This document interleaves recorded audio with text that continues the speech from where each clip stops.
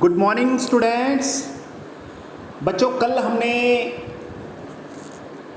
जो गति की समीकरण थे वो हमने कल स्टार्ट कर ली थी। उसका पहला समीकरण, उसकी पहली इक्वेशन हमने की थी।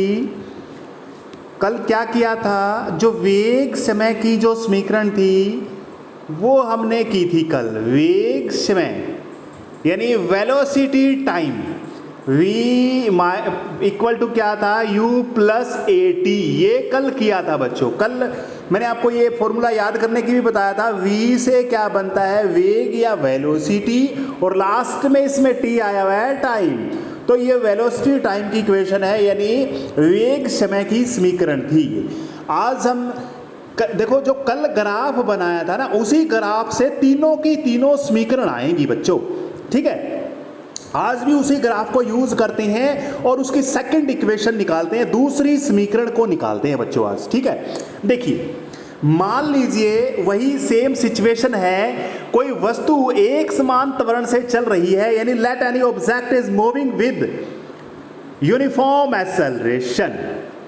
ठीक है, हमने ले लिया, ये मान लेते हैं। और वेहर यू क्या है, वस्तु की जो है प्रारंभिक वेग कह सकते हैं, इनिशियल वेलोसिटी। v क्या है, वस्तु की फाइनल अंतिम वेग कह सकते हो, या फिर कहेंगे final velocity of the object. इस ऑब्जेक्ट की फाइनल वेलोसिटी, यहां पर पहुंच गया वो, तो यहां से देखेंगे तो ये v है। इस पे t लिया है मैंने और इस पर लिया है v। उसी से निकालेंगे हम वेलोसिटी टाइम ग्राफ से ही हम निकाल रहे हैं। जो इसका गति, वेग और समय का जो ग्राफ है ना, उसी से हम तीनों की तीनों इक्वेशन समीकरण निकालेंगे बच्चों। अब इसमें एक नई चीज आपके, कल हमने ए निकाला था बच्चों, कल हमने ए निकाला था, आज ए नहीं निकालेंगे। आज वस्तु के द्वारा टी समय में तय की गई दूरी निकालेंगे। The distance travelled by the object in time T समय के अंदर। याद रखो बच्चों, कल वाली इक्वेशन के लिए हमने ए निकाला था, आज वाली के लिए एस यानी दूरी निकालेंगे, डिस्टेंस निकालेंगे। अब बच्चों, मैंने कल से जो परसों वाला वीडियो था उसमें मैंने आपको बताया था कि वेग समय जो ग्राफ होता है, वेग समय जो ग्राफ होता है, उससे हम दो चीज निकाल सकते हैं। एक तो निकाल सकते हैं एक्सेलरेशन या त्वरण, क्या निकाल सकते हैं, त्वरण। और एक क्या निकाल सकते हैं, वस्तु के द्वारा तय की गई दूरी निकाल सकते हैं। The distance travelled by the object in time T निकाल सकते हैं हम, दूरी निकाल सकते हैं बच्चों। तो ये मैंने परसों का वीडियो अगर आपने नहीं देखा है तो उसको अवश्य देखें। जो पहले ग्राफ वाला वीडियो बताया था ना पहले स्टार्टिंग में बच्चों, वो आपने देखना है। चलो देखिए, अब हमने क्या करना है, इस दूरी को निकालना है। क्या निकालना है, जो आपका, देखो बच्चों ध्यान से समझो, ए पॉइंट से बी पॉइंट तक जो ग्राफ बना है, इसके द्वारा जो अगर एरिया निकाल दूं मैं, ये वाला क्षेत्रफल निकाल दूं, तो वस्तु के द्वारा टी समय में तय की गई दूरी आ जाएगी बच्चों, दूरी आ जाएगी। बस यही खेल है इस क्वेश्चन का। ये सारा अगर खेल आपको समझ में आ गया, कहने का मतलब ये समझ में आ गया कि क्या करना है इसमें, बस आंसर आ गया, सेकंड इक्वेशन आ गई बस। ठीक है, अब क्या करना है, जो ये आकृति आपको दिखाई दे रही है, इसकी इक्वेशन हम निकालने वाले हैं बच्चों। इसकी इक्वेशन हम निकालने इसमें वाले हैं। देखिए, अब समझिए थोड़ा सा, यहां पर दो चीजें हैं। इस पूरे का ग्राफ निकालना है हमने, सॉरी एरिया निकालना है, क्षेत्रफल निकालना है इस आकृति का। तो देखिए आकृति क्या है, ओ A B C, O A B C का क्षेत्रफल, बस सिंपल है, कुछ नहीं है इसमें। अब देखिए, ये आकृति दो भागों में डिवाइड है। एक तो इसमें ट्रायंगल है, यानी त्रिभुज है, इस त्रिभुज का क्षेत्रफल निकालेंगे।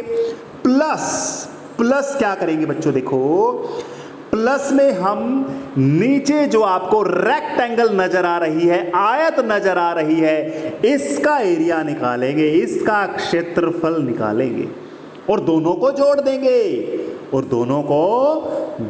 देंगे बच्चों। बस यही खेल है सारा।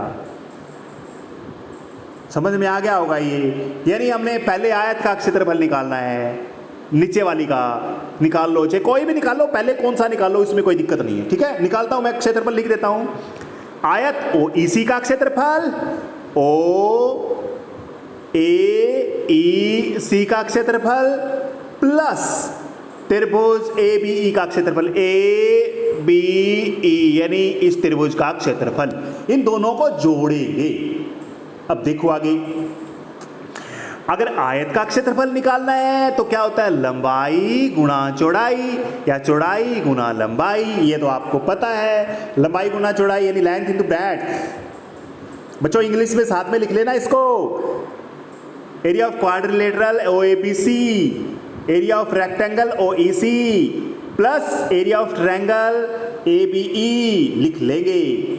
अच्छा, आयत का क्षेत्रफल के लिए OA गुना में OC लिखेंगे बच्चों, यहां थोड़ा सा गलती होगी, OC लिखेंगे, OC क्या लिखेंगे, OC लिखेंगे।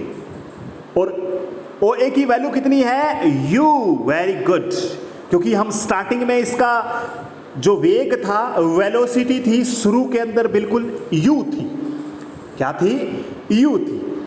OC कितना है, C है यहां पर, ये T के बराबर है, टाइम T है इसमें। आगे अब बताइए त्रिभुज का, अब मुझे आपको बात बतानी है, याद रखनी है, अगर आपके पास समकोण त्रिभुज है, अगर आपके पास कोई भी समकोण त्रिभुज है तो उसका क्षेत्रफल आपको निकालना है, एरिया निकालना है, 1/2 गुना में आधार गुणा में ऊंचाई, याद कर लो। अगर आपके पहले आया हुआ है तो ठीक है, बढ़िया बात है। समकोण त्रिभुज का राइट एंगल ट्रायंगल का एरिया क्या होता है, राइट एंगल ट्रायंगल का एरिया होता है 1/2 इंटू बेस इंटू हाइट। ठीक है, ये याद रखना है आपने। तो बताइए मुझे इसका बेस कितना है, AE है, बेस कितना है, AE, और हाइट कितनी है, BE, और BE AD के बराबर है। तो बच्चों एक बार स्टेप खा गया मैं, ये BE लिखना है एक बार, तो अगले स्टेप में इसको AD कर देना।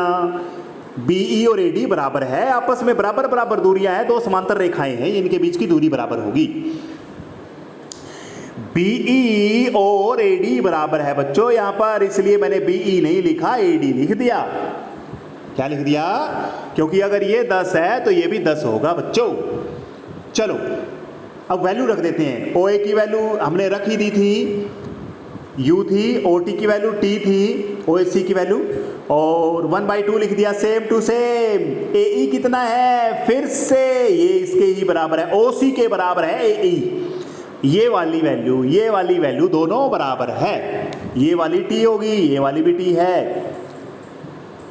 AD कितना है, अब एक बात और समझो मेरी बात, ये देखो, ये पूरा पेज मान के चलिए, ये पेज है, ये पूरा पेज 100 मीटर का है, सेंटीमीटर ले लो कोई बात नहीं, 100 सेंटीमीटर का है, और नीचे से मैंने ये पेज इतना इतना बताया मैंने, ये 40 का है।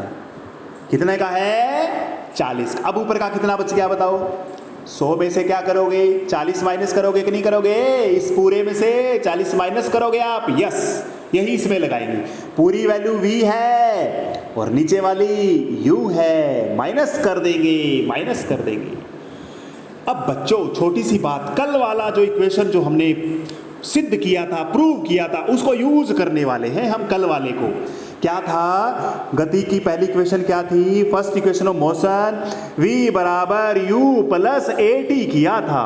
यहां पर हमारा v माइनस u आ गया, तो ये वैल्यू निकालने वाले हैं हम।